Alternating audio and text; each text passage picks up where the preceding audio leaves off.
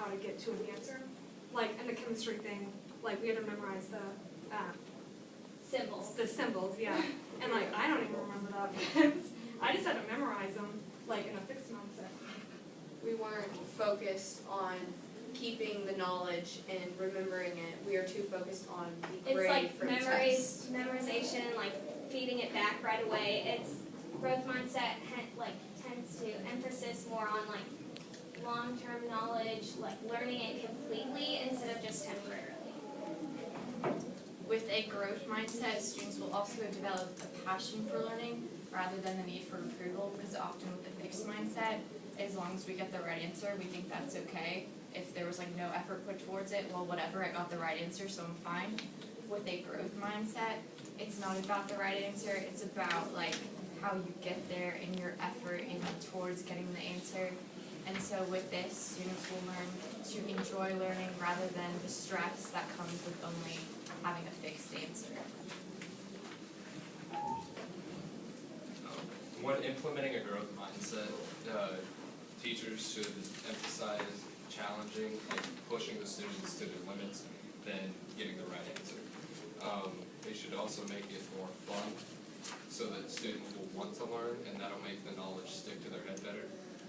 In a study done it was in a book called Switch, How to Change When Change is Hard, and this psychology professor who teaches at Duke conducted this study with students on the grading scale. Instead of getting A, B, C, F, they got A, B, C, and NY, which meant not yet. So instead of being stereotyped as dumb or a failure, they just got the grade NY, which means they weren't there yet. So they could further improve their grades and get to where they wanted to be with the A and the B. And so this vastly improved like the students' learning abilities rather than just getting an F. Now, we have a question for you guys.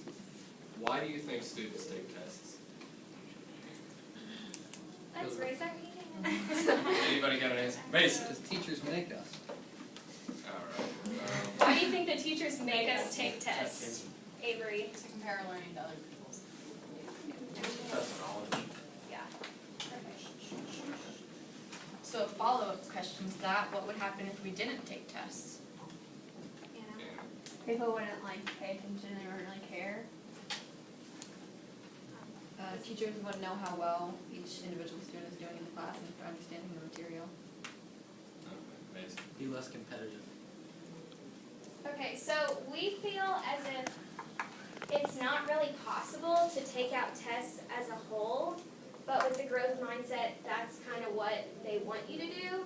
So we feel like as a solution to make students have more of a growth mindset, we should just put more of a value on sort of like process grades like we had in middle school, where it depends on how well you're trying in class.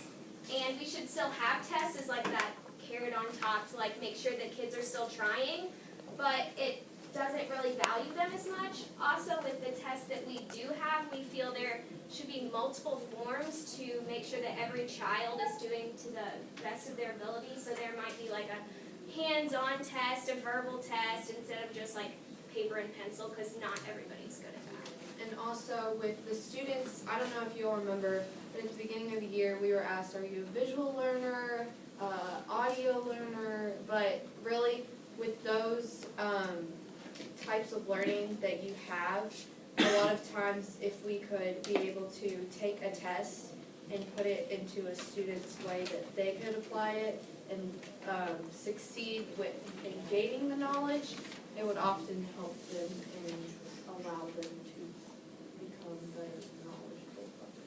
And they would want to try more if they knew they could do good on the test, like if they had more of an opportunity to do it. That's it.